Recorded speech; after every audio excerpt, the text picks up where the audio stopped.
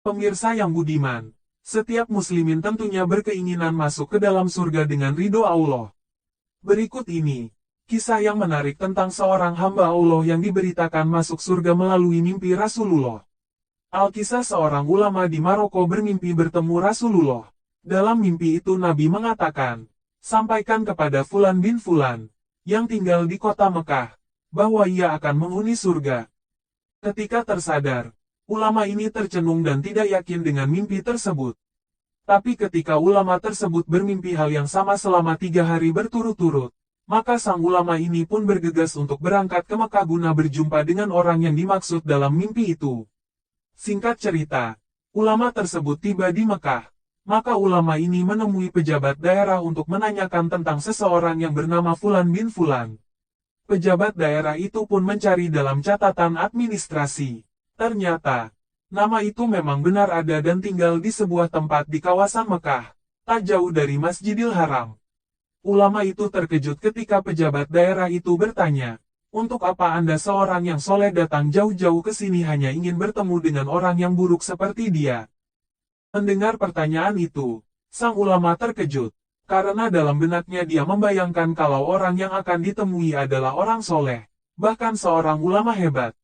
Singkat cerita, ulama itu bertemu dengan orang yang dicari, namun ulama ini agak kaget dengan sambutan orang tersebut yang tidak ramah.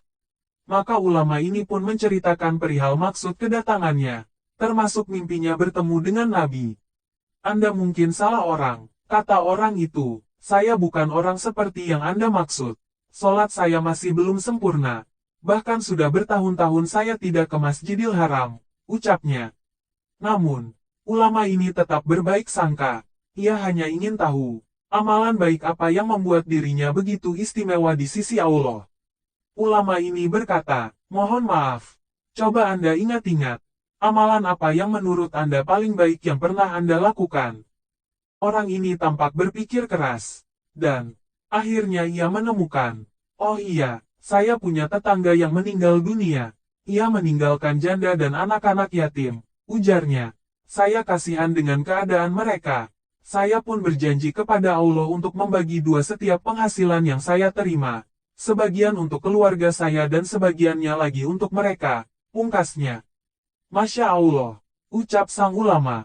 Inilah amalan istimewa itu. Anda telah berjanji kepada Allah untuk hal yang begitu istimewa tanpa seorang pun yang tahu. Saya yakin, Anda memang sebagai penghuni surga itu. Lanjut sang ulama. Tiba-tiba, orang itu terkulai lemas. Ia menangis. Entah sudah berapa tahun aku tidak ke Masjidil Haram, ucapnya sambil sesegukan. Ulama ini pun mengajak orang itu ke Masjidil Haram dan meminta agar orang itu mandi dan bersih-bersih. Setelah selesai bersih-bersih dan berwudu, ulama itu pun berangkat bersama orang itu ke Masjidil Haram. Saat itu, salat akan dimulai. Ketika imam membacakan ayat-ayat Al-Quran, orang itu menangis lagi. Begitupun di rakaat kedua, ketiga, dan keempat. Ulama itu pun ikut menangis. Ia begitu terharu dengan orang yang baru ia kenal itu. Dan di sujud terakhir dalam salat, orang itu tak lagi terdengar menangis.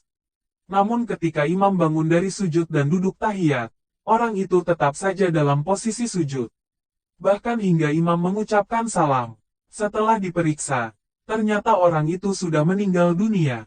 Ia wafat dalam sujud terakhir salat Isya itu. Pemirsa yang budiman, demikianlah kisah seorang hamba Allah yang nampaknya ibadahnya biasa-biasa saja.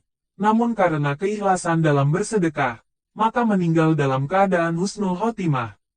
Terima kasih telah menonton video ini. Mohon kiranya pemirsa dapat menekan tombol subscribe